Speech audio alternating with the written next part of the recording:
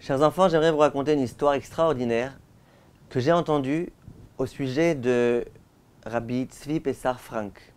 C'était l'un des très très grands rabbanim de Yerushalayim, de la génération passée. Et ce Rav-là, durant la fête de Sukkot, tous ses élèves venaient pour lui rendre visite dans sa soukha. Et il y avait comme ça, à chaque fois que le Rav se trouvait dans sa soukha, plein d'élèves qui venaient et qui chantaient et qui se réjouissaient avec lui. Comme vous le savez, il y a une mitzvah pendant la fête de venir rendre visite à son Rav, de venir le respecter de cette façon-là, lui montrer, voilà Rav, on veut recueillir la bracha, on veut vous parler, vous demander quelques divrei Torah, etc. Et voilà que le Rav, donc, à chaque fois, il se trouvait avec ses élèves, il leur donnait un petit peu à boire, il leur donnait à manger, il leur faisait des brachot, et ils chantaient ensemble, ils disaient des divrei Torah, etc., etc. Un jour, les élèves se trouvaient avec le Rav, et le Rav, on a l'impression qu'il a commencé à disjoncter un petit peu.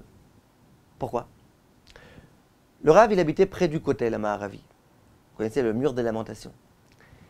Et à un moment donné, pendant 20 minutes, à chaque fois qu'il y avait une nouvelle personne qui arrivait dans la soukha du Rav pour venir lui serrer la main, au lieu de lui dire, comme il disait à tout le monde, Moadim le Simcha, Chag Sameach, il disait à ces personnes-là, j'imagine que vous êtes venus ici parce que vous étiez en chemin au Kotel, mais que vous aviez soif, et donc que vous êtes venus chez moi pour que je vous donne à boire. Tenez, et il leur donnait un verre d'eau. Tenez, vas-y, fais la bracha. Et rebelote, il y a un deuxième qui arrive.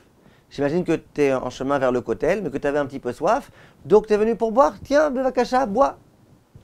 Le troisième arrive, j'imagine que tu étais en chemin au Kotel, mais que tu étais un petit peu fatigué, puis que tu as voulu te reposer. Viens, assieds-toi dans ma soukha. Et comme ça, pendant un quart d'heure, chaque personne qui arrivait, c'est de cette façon-là que le Rav se comportait. Alors, c'était un petit peu bizarre. Les élèves n'ont pas compris. Mais ils n'ont rien osé demander à leur Rav. Mais ils étaient surpris.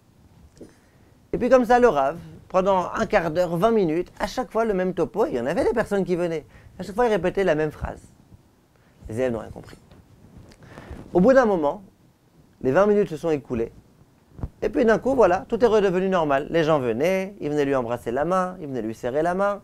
Et le Rav leur disait « Shalom uvracha, ça me fait plaisir que vous soyez venus. Venez, asseyez-vous. » Sans Kotel et sans histoire et sans rien du tout. Alors les élèves les plus proches du Rav se sont approchés de lui. Ils lui ont dit « Rav, est-ce que vous pouvez expliquer ce qui s'est passé ? On est resté avec vous pendant 2 heures. La première heure et demie, tout se passait normalement comme d'habitude. Les gens venaient, tu leur parlais ni de Kotel, ni de t'as chaud, t'as froid, t'étais fatigué. Et puis ils venaient s'asseoir dans la soukha, et tout se passait bien. À un moment donné, tu as commencé à disjoncter. Pendant 20 minutes chaque personne, tu veux au Kotel, t'es machin, t'as froid, t'as ça. Et puis d'un coup, t'es redevenu normal. Qu'est-ce qui s'est passé pendant ces 20 minutes ? Kvod Harav, on sait que tout est réfléchi chez vous. C'est quoi cette coutume-là que vous avez un petit peu étrange, qu'on n'a pas remarqué la veille et l'avant-veille ? Alors, il leur a dit, je vais vous expliquer.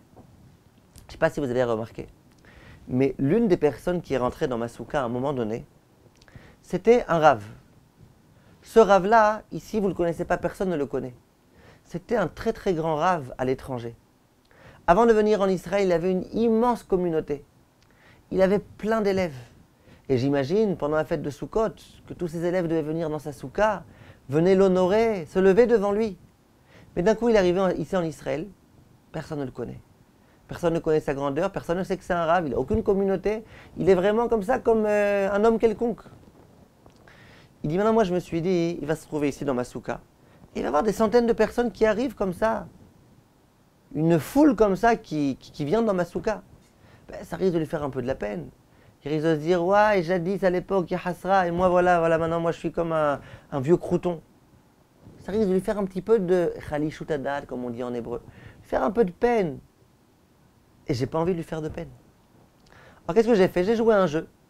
J'ai dit aux gens, hein, j'imagine bien que vous venez pas pour moi. Pas possible que vous veniez pour moi. Si vous êtes venus ici, visiblement c'est que vous avez soif. Vous étiez en chemin vers le côté. Vous aviez soif et donc vous êtes venus. Pour que celui-là, il pense pas un seul instant que les gens viennent pour m'honorer à moi. Et pas à lui.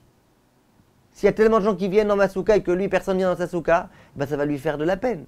Donc moi, je veux qu'il pense que les gens, ils sont pas venus ici pour moi. Ils sont venus ici parce qu'ils avaient soif. Et c'est l'impression que j'ai voulu lui donner. Mais quand au bout de 20 minutes, cet homme-là est parti, ben, j'avais plus aucune nécessité de faire ce cinéma. Donc voilà pourquoi j'ai continué à accueillir mes élèves de façon normale. Regardez ici la grandeur d'un homme qui est honoré et qui est capable de se mettre à la place d'un autre qui est moins honoré et qui veut surtout pas porter atteinte à sa dignité et à son honneur. Histoire fantastique. Je souhaite, chers amis, chers enfants, Chag Sameach, Bezrat Hashem, et qu'on apprenne de ce genre d'histoire, toujours faire attention à l'autre, à ce que l'autre ressent, à la façon dont l'autre fonctionne. Ne pas croire essentiel c'est moi, l'autre qui se débrouille. Moi j'ai rien fait de grave. Moi finalement j'ai le droit d'avoir des élèves. C'est mon droit. Qu'est-ce qu'il y a? Non, raisonnez d'une autre façon. Kol Tov et à bientôt. Chag Sameach.